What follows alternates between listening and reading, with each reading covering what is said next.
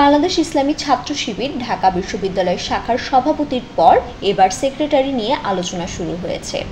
রোববার বৈষম্য বিরোধী ছাত্র আন্দোলনের সমন্বয়ক আব্দুল কাদের আন্দোলনের ৯ দফা সম্পর্কে একটি পোস্ট দেন। ওই পোস্টে তিনি ঢাকা বিশ্ববিদ্যালয় শিবিরের সেক্রেটারি প্রসঙ্গ টানেন। এরপরই বিষয়টি নিয়ে আলোচনা শুরু হয়। ২৫০টিরও বেশি ডিজাইন অপশন নিয়ে ওয়ালটন স্মার্ট ফ্রিজ, বোঝে আপনার প্রয়োজন।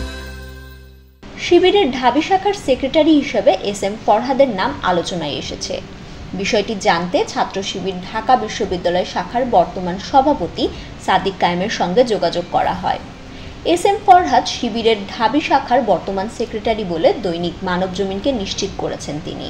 সূত্র জানায়, ফরহাদ হলেন ঢাকা বিশ্ববিদ্যালয়ের সমাজ কল্যাণ ও গবেষণা ইনস্টিটিউটের ২০১৭-১৮ সেশনের এবং কবি জসিমউদ্দিন হলের আবাসিক শিক্ষার্থী।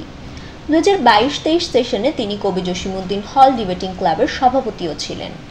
বর্তমানে এস.এম. ফরহাদ ঢাকা বিশ্ববিদ্যালয়ে অধ্যয়নরত পার্বত্য চট্টগ্রামের শিক্ষার্থীদের সংগঠন পার্বত্য চট্টগ্রাম ছাত্র সংসদের সভাপতি হিসেবে দায়িত্ব পালন করছেন। প্রসঙ্গত, এর আগে শনিবার সামাজিক যোগাযোগ মাধ্যম ফেসবুকে এক পোস্টে ঢাবি শাখার বর্তমান সভাপতি হিসেবে নিজেকে দাবি করেছেন বৈষম্য বিরোধী ছাত্র আন্দোলনের কেন্দ্রীয় সমন্বয়ক সাদিক কায়েম। তবে আনুষ্ঠানিকভাবে এই ছাত্র সংগঠনের পক্ষ থেকে কিছু বলা হয়নি। প্রায় এক যুগেরও বেশি সময় পর ঢাকা বিশ্ববিদ্যালয় ক্যাম্পাসে প্রকাশ্যে এলো বাংলাদেশ ইসলামী ছাত্র শিবির।